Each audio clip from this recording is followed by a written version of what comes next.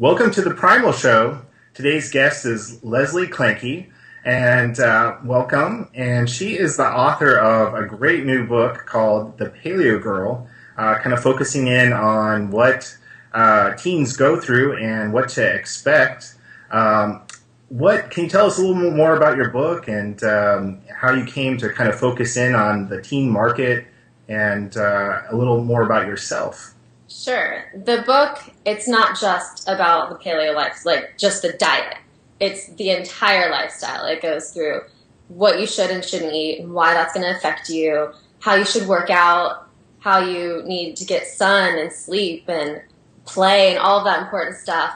Goes into puberty. It goes into really difficult topics like peer pressure, bullying, eating disorders, and then it just goes into about like motivation and how to get yourself amped up. And I share a lot of success stories from other girls who've done this lifestyle and have had really good success. And then in the end, I have a lot of recipes. So it's a full lifestyle book. It's not just one little area. It should help teens with everything that they're going to go through.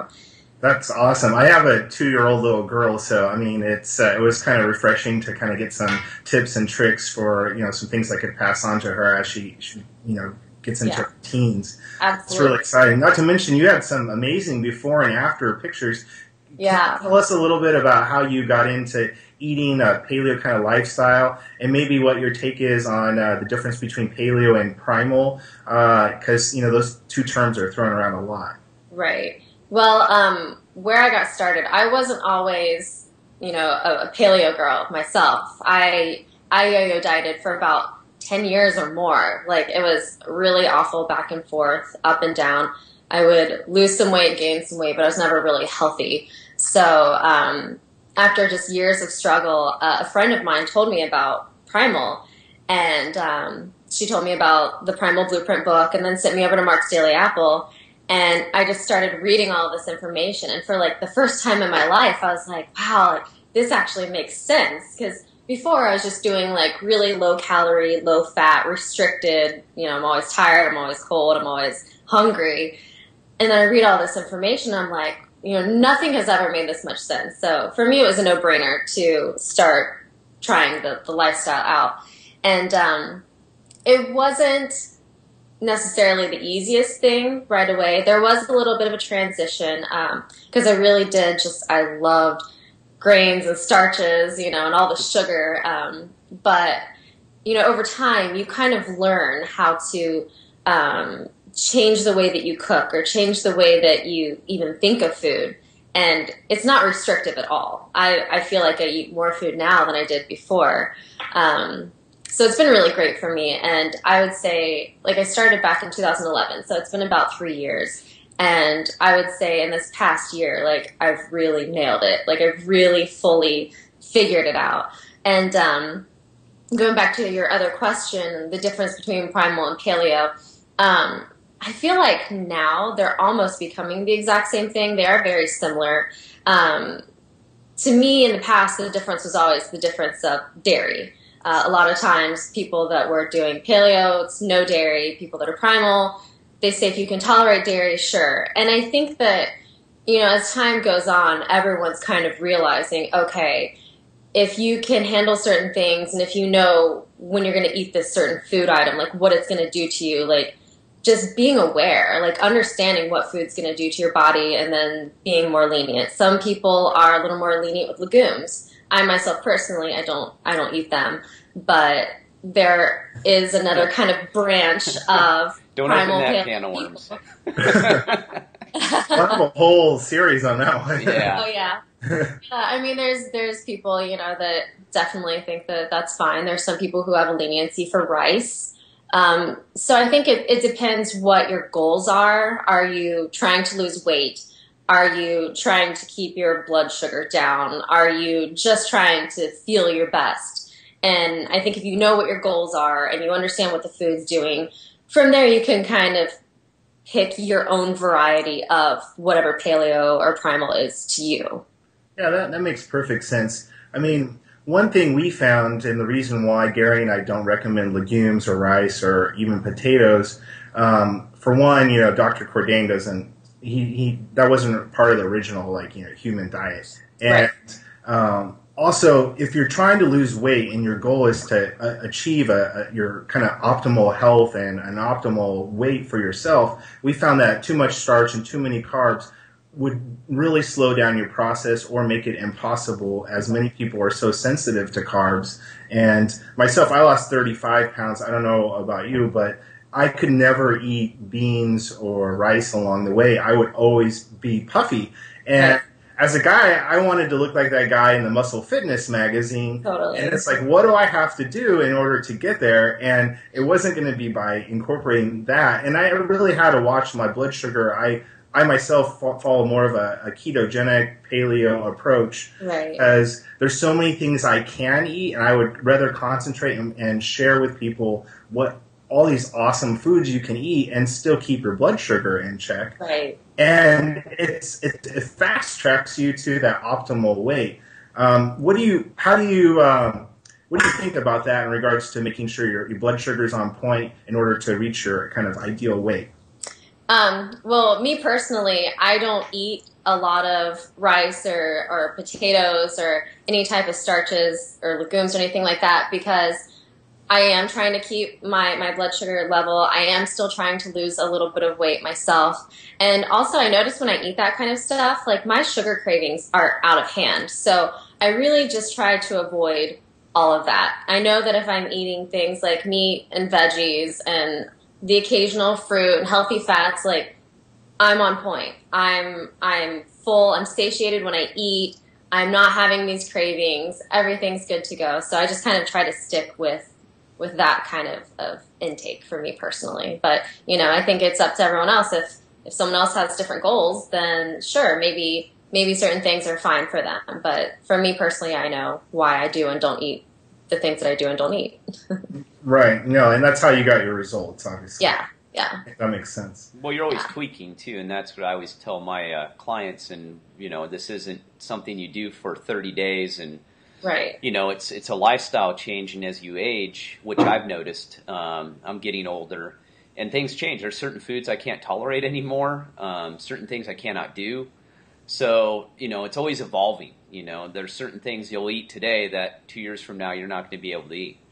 Absolutely. That's how I had to cut dairy out for that purpose, because I don't have any intestinal or stomach issues when I eat dairy, but I break out consistently every time. If I could have a little bit of dairy and be fine, but if I have too much, it's all over my face. So it's like, yeah, do I really want that Greek yogurt, or do I want to have clear skin? I can make that decision on my own from knowing what's going to happen. Yeah, for me, when I have dairy, I digest it okay, but I start getting mucus, and I totally get my histamines, and I just feel so much clearer just in general when I don't have dairy. Although I do like to have the occasional piece of organic grass-fed cheese, but right. It's definitely better when I do without. Yeah, I definitely have a little baked brie every now and then because it's so good. But a little bit is okay. Yeah. Well, it's going to get you too, though. You're wise enough to go, if I eat this, I'm going to pay the price. I'll deal with it. This is my little cheat. As long as you look at it that way and, don't incorporate beans 3 times a week or 3 times a day or whatever the new my paleo or whatever the heck's going on anymore. As long as you use your head about it and don't get sucked into that to where you're integrating these foods in regularly, you're okay. If you have an occasion, fine. It won't mess you up. But once you integrate it back into your diet, you're defeating the purpose too. Right. The whole purpose of being primal or paleo is to eliminate those foods that are inflammatory. So why would you turn around and add them back in as a regular diet? I've never quite figured that one out. And actually, I've had a lot of people come to me, and it really does mess them up. I mean, all the results they got, it just completely reverses everything. They feel horrible again. Their thyroid is sluggish. And I'm all, well, what are you doing? They went, well, I went off, and now I incorporated beans, and, I'm having dairy, and I'm eating yogurt, and I'm all, there you go. I'm gaining weight. I wonder why. Yeah. I'm doing everything differently. Why is this happening? Yeah. Well, one of the best things about this way of eating, the way we all eat here, is that we get to consume more fat, right? Well, if you follow a kind of a ketogenic paleo approach, you're actually getting to burn fat as energy. So you're consuming more fat, you have more energy through the day, you're not going to feel like you need to take an afternoon nap all of a sudden. You're going to be energized, and your body's getting the full benefit of all the extra healthy fat. It just makes sense after a little while. If you're taking in too much sugar and starch, you're going to knock yourself out of that kind of ketogenic fat burning mode, which is a healthy place to be. And that's where you're going to feel great. You're going to get great results. You're going to start getting muscle definition. It's going to change your whole life. And you're going to start becoming a lot clearer. A lot of people deal with brain fog. These things start to go away as you start to remove these sort of allergens and things that trigger your histamines out of your diet. And to go back to your book, I wanted to know a little more about what kind of inspired you to write a book, and how did you find Mark Sisson, I guess, along the way? You guys seem to be really great buddies there, and you're kind of going through a major PR push right now. You just launched your book. What's kind of going on in your life right now, and how did you kind of get to this place in terms of launching a book? And tell us a little more. Sure. Well, this would go back to when I discovered the primal diet. I had a friend, Liz. We always did the low-calorie, low-fat diets together. We were kind of allies in the fight. Both of us were vegetarian for a year. Like, we kind of did all of this failed diet over and over together. And so when I discovered Primal, I told her about it. And I'm like, Liz, check this out. This makes so much sense. Like, we need to do this. And she read about it and she's like, oh yeah, like, this is no brainer. Duh. Like, this is going to be it. So that week she bought the book and started reading it and randomly saw a job posting for Primal Nutrition that week. And it was just kind of like, the signal went off. We're like, oh my gosh, like, she would have never known about the company had I not introduced the diet to her. So we're like, this is a sign. Like, this is totally going to be your job. And she applied and she got the job. And that was 3 years ago. She's the community outreach manager now for Primal Nutrition. Awesome. And so that's kind of how I was able to get to know Mark. I went to PrimalCon Oxnard, which was last April, and that's when I first met Mark. And I volunteered to help out at the event. And I was literally just kind of like putting some goodie bags together. We're just kind of casually talking. And I told him, that I really wanted to help people, that was kind of what I felt my pull in life is. That's where I feel like I would get fulfillment from. And, we were just kind of talking, and I always wanted to write a children's book. And so, he kind of gave me some advice, and then, you go about your day. And so when we got back from PrimalCon, like, I knew after spending a whole weekend in that environment with those kinds of people, like, this is my family, like, this is my jam. I've got to, like, get in here and, like, be a part of this. And so I put together a pitch for a children's book, and that's where this started. And it was a really cute book. I did, because I'm a graphic designer for a living, I was before. So I kind of put some, like, initial sketches together and hit Mark up, and I was like, hey, I have this great idea for a children's book. And he really loved it. And he had me come into the offices in Malibu, and we sat down, talked about the book. We're kind of figuring some stuff out. And then I said to him, how awesome would it be if there was a book that came between this children's book and then, like, the Primal Blueprint? Because there's a whole area of people that are kind of overlooked. And he just kind of looked at me and he's like, yeah. He's like, I want to see a pitch for that book. So literally that night, like, I went home and, like, thought to myself, okay, what would I have wanted to read when I was a teenager? And I just wrote down this whole outline, and that outline is exactly what became Paleo Girl today. Like, it was exactly it. Like, I stuck right to that script. Nothing really changed. Like, I just knew what that book needed to be right then and there. Sent it to Mark. He loved it, and I had a book deal. Oh, that's awesome. Yeah. Well, congratulations. What kind of feedback have you gotten from some of your fans so far? The feedback has been incredible. I have had moms email me and tell me how they've been so worried about their daughters, and, they don't care about health. A lot of times the parents will be primal or paleo, and they can't get their kids to care about it, you know, because anything mom or dad says is like totally dorky. They're not going to like listen to that. Or they just have health problems, or, you know, they're dealing with eating disorders or peer pressure, all these issues that teenagers go through. And they send me an email and say, this book has changed my daughter's life. And like, as an author and just as a human being, to read something like that is just like, I'll sit here at my computer and just read these emails and be like, oh my God, like this book is so much bigger than me. Like it's its own thing, going out there into the world, doing this amazing stuff. So yeah, the feedback there has been really great. And even beyond that, I've had so many fathers reach out to me and say, you know, they didn't think that like this book would be like anything of interest to them. They got it for their kids, but you know, they picked it up, they started flipping through it, caught their eye. But then they started reading it, and they're just so drawn into it. And they tell me that, you know, obviously like a mom will kind of remember what it was like to be a teen and like have all that guidance, but a male never knew what it was like to be a teen girl. So, you know, the dads are like, this is kind of like an insider view to my daughter's life. Like I had no idea. And it's helping dads communicate better with their teen daughters about life. And that's such a beautiful thing. Like I didn't even think about that aspect of it when I was writing it. So to hear that is just, it's amazing. It makes me really happy. Yeah, and that's what Dan said. You know, we had him on the show last week, and he was talking about your book because he did a review, a really nice video. Yeah. A lot of reviews, and he loved it. And he said it really did help him talk to his daughter, or think about things that he's going to be dealing with because his daughter is getting older. So right. I think that's so awesome. And it's such a reward. I mean, both Gary and I know just helping people, and because so many people are so blinded by the way to optimal health. And after, you know, we created this whole show to give people tips and tricks to be able to achieve that, and to be able to get feedback like you've gotten is so rewarding. It is.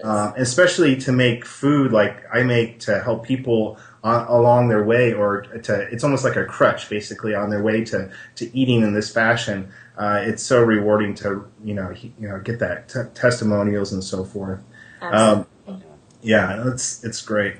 What so how did you find? I started seeing your stuff maybe like a year ago, I think, on Instagram. Yeah. You have a great Instagram page. You have amazing recipes on there. How did you find our products, the Julian Bakery products?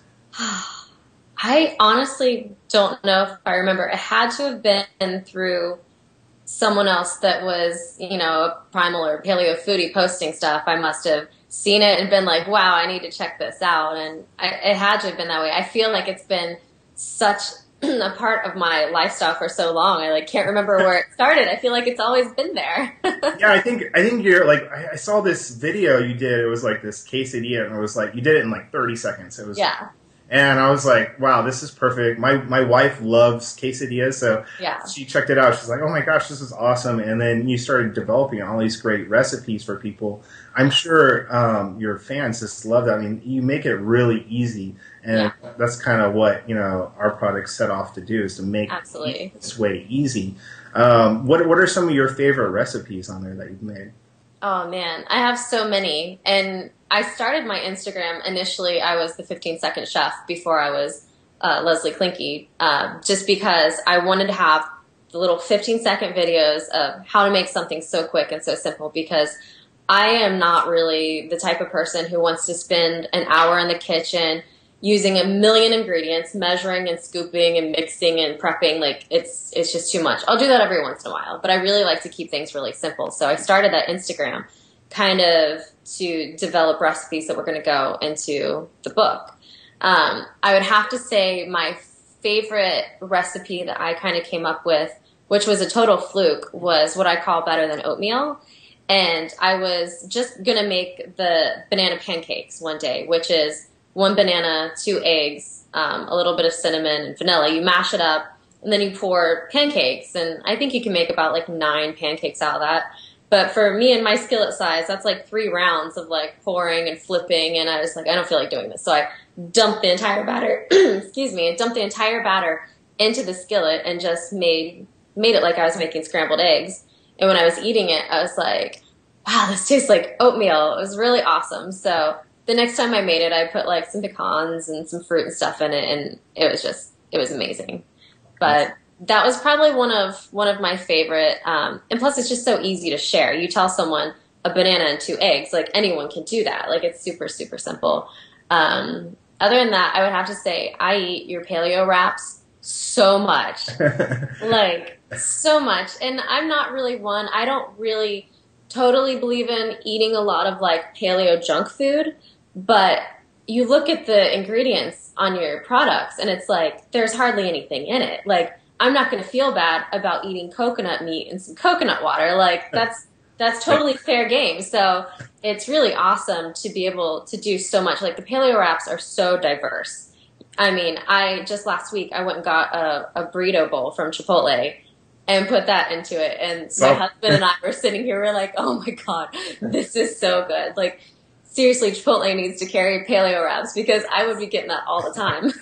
Don't think it hasn't crossed my mind. It's on the list. Yeah, like seriously, that's a match made in heaven.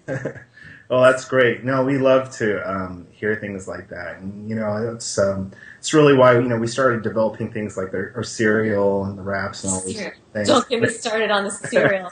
Oh my God, I've loved cereal. Like I seriously, before I was paleo, I never tried this, but I'm pretty sure I could probably sit down and eat a whole box of cereal in one setting. Like I love cereal, and so that was kind of one area where being, paleo is kind of like, oh, I really miss it. Because there's not really anything out there that's like a full substitute that tastes like cereal, that has the whole mouth feel.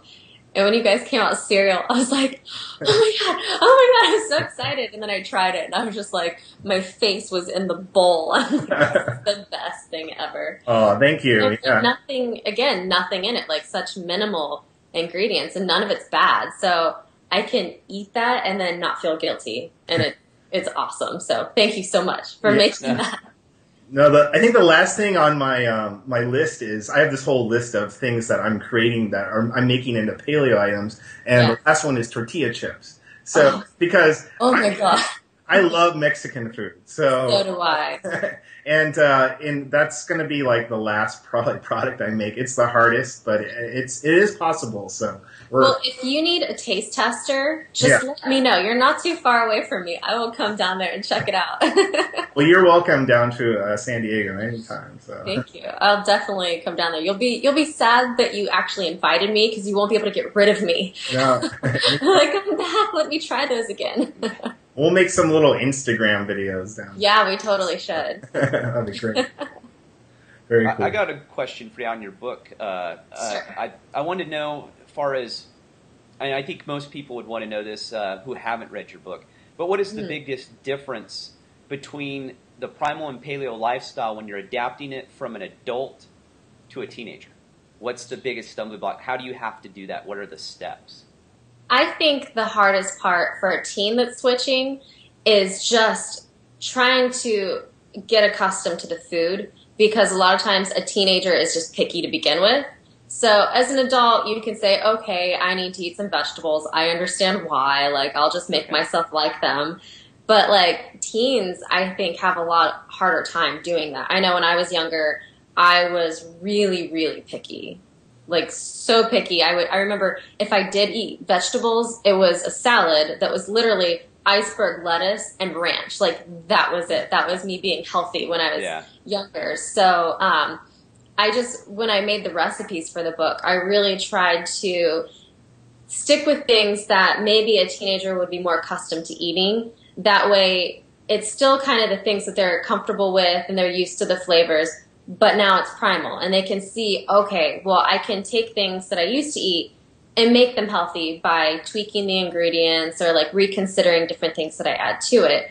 So I think that's really important. And honestly, that's kind of how I transitioned, even as an adult, into this lifestyle, because there were a lot of staples that I really was used to having. So I did kind of do that kind of stuff where I would make like the primal pizza and like the different things that I really wanted to still eat that way, but I wanted it to be healthy. And then once I ate that way for a while, I got used to it, and then I could start eating more vegetables, and I could start eating other things, my taste buds really changed. I cut out all the processed foods. So like my taste buds weren't fried anymore, and good food started tasting good to me. And so I think it's important to let teens see that they can transition and not feel like they're completely losing themselves in the process. Yeah, well, and it's very difficult because teens are the primary target demographic for junk food companies, small kids and teenagers. So, it's very, very difficult, for them because they're eating the worst of the worst for the most part. I mean, and they don't know any better because, we don't even teach nutrition in school anymore. That's a sad part. You don't get nutrition, you don't get PE, so these kids go out and they've got Coke machines and vending machines, and then they go out to lunch at the fast food joint. And, I can imagine it's a lot more difficult than an adult because they're not really looking to change. So you're trying to gently get them in the direction you want them to as an adult. We already know we want to change. Right. And we know for the reasons why. So, it's a little harder because a teenager needs a guide. Right. And in all fairness, sometimes there are plenty of teens that do want to make that change on their own, because I've come across them just from networking and social media and the girls that were the success stories, because there are actually a lot of teens out there who their parents are complete junk food junkies. They don't eat healthy themselves, and they see that and they want to be the change. So there's been a lot of teens out there that they want to be healthy. They want to get into this lifestyle, and they don't have the support of their parents. So that's another really interesting angle of it. And I talk about that in my book too. There's a whole section on, okay, you want to be paleo, but your parents don't agree. Well, why don't they agree? And I say, different reasons, like maybe they don't understand it themselves. So maybe educate your parents, and then you'll have an ally in this. Or maybe they do understand it, but they don't agree. Or maybe they're vegetarian, or maybe it goes against their cultural, needs. So there's just a lot of different reasons why maybe parents wouldn't be on board. But I think more often than not, the parents are. I think that's pretty common. The parents already are, primal or paleo, and that's how they get the kid involved. But, there are those special instances where the kid is the one that's kind of like in charge of the revolution. Well, it's tough, as a parent, sometimes you get into this pattern of like, just you fall into kind of a lazy pattern, of, the quick little food here or there, and it just, people stop caring it after a certain point. I mean, it's like I look at these overweight children, and their parents are overweight, and their kids are overweight, and it's so sad because it's just like they're making such poor decisions in terms of what they're feeding their children, and it's like oftentimes it's like the kid doesn't even have a choice, and once they do get up to an age, it's like it's kind of my mission to help spread awareness of paleo food products and make better choices. And it's like, it doesn't have to be so hard, because I think that's the number one thing the parents are afraid of. It's like, oh, it's so hard. I got to steam veggies, or it's going to take me, it's too stressful to cook this way. And it's too expensive. And there's a whole variety. And we think about how much money you would save if you're not taking in refined starches and all this just junk, it's amazing. I mean, it doesn't have to be expensive, and vegetables are cheap. Right. And go to the farmer's market.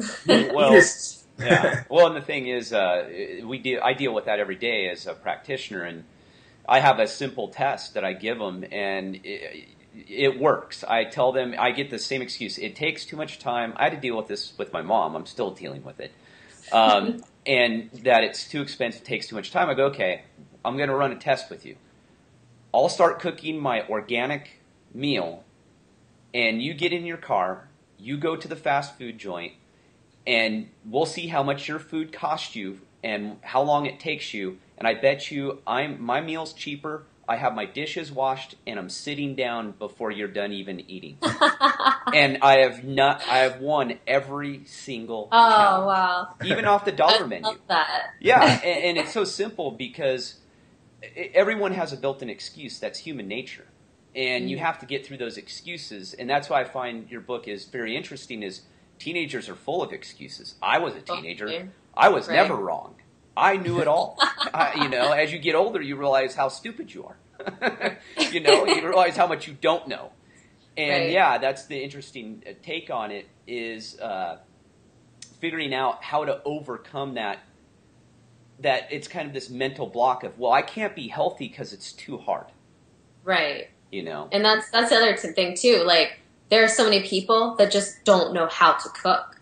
Oh, absolutely. And like, that's such an important life skill. I think everyone should know how to cook. So I think if I can get in there and start talking to teenagers and like kind of encourage them to go out into the kitchen and like figure it out, like, that's excellent. They're learning really valuable skills that they'll have for the rest of their life. Yeah. Or on the other hand, too, it's just when you do eat out, it's like you can almost eat paleo anywhere you go. And Absolutely. It's really easy. So what, you get a salad and some chicken. Or, you just don't get a bun, get the burger. Sure, why not? I mean, it's a great step forward if you're just getting rid of the bun. Yeah, totally. You can plop me in any restaurant, and I can easily order. And I mean, they're there to help you. Like, if you say to someone, if you're at a restaurant, well, just be sure you cook my veggies in butter, they're going to do that for you. They will listen to you. They're not going to be upset about that. So, and a lot of times I will tell someone, if I'm at a restaurant and the server is kind of like, like giving me a hard time, I will tell them, I have a gluten allergy. And then they take you seriously. Yeah, right. So it is a little fib, I know, but if you really want to be sure that you're not eating gluten when you go out, if you're worried that could slip in there somehow, just let them know that, and then they really will take you seriously. It's amazing. They put it in like seasonings, and I mean, it's like everything, and people don't even know. So you're right. I think it is better to say, look, I'm gluten free, and it doesn't mean you actually are a celiac, but I think you're right. People do take you a lot more seriously. Right. Yeah, For example, they don't want you keeling over in the restaurant is why, having an allergic reaction. Right. There's a lot of times at places, I won't name any names, but there are a lot of restaurants that primarily serve breakfast that they actually put pancake batter into the eggs to make them fluffy. And so there was one time I was going to eat breakfast somewhere and I wanted to get just some scrambled eggs. It's usually safer if you get like over easy or whatever because that's an egg. But I really wanted scrambled eggs. So I said to the server, I'm like, do you guys put any kind of batter or anything in your eggs? Like, I want just a real egg. And she's like, yeah, actually we do. So you just want a real egg? I'm like, yeah, give me a real egg. I don't want a fake egg. Like, give me the real thing. So, I mean, they slip that stuff in there anywhere. So it is just a really good idea to tell your server that, you eat a certain way because they'll help you. They want to make you happy because ultimately you're tipping them and you're paying them. So like they want to make you happy. So never I read that you're married. And oftentimes, like at least what Gary and I found, sometimes one person will eat paleo and the other one is like kind of on board, or like maybe they're just gluten free because like at least you've taught them to go gluten free. Are both you and your husband paleo? Would you say? We are. Oh, that's awesome. We are 100%. It's so much easier. I mean, there have definitely been times where maybe one of us was a little more motivated than the other, and that can be tricky because if one person's not motivated and be like, "Come on, let's go eat something bad," and it's like sometimes you can give in to that, but a lot of times when one of us is less motivated, usually the more motivated one will be like, okay, come on, let's eat right. But I mean, that's not even really an issue anymore. That was maybe more so when we both first started eating this way, but now like we have it down. My husband is a grill master. So like he will grill up all the meats. I'll be inside making the sides and whatever else to go with it. And it's perfect. And yeah, we love eating this way. We've both lost a lot of weight. So. Oh, that's awesome. Yeah.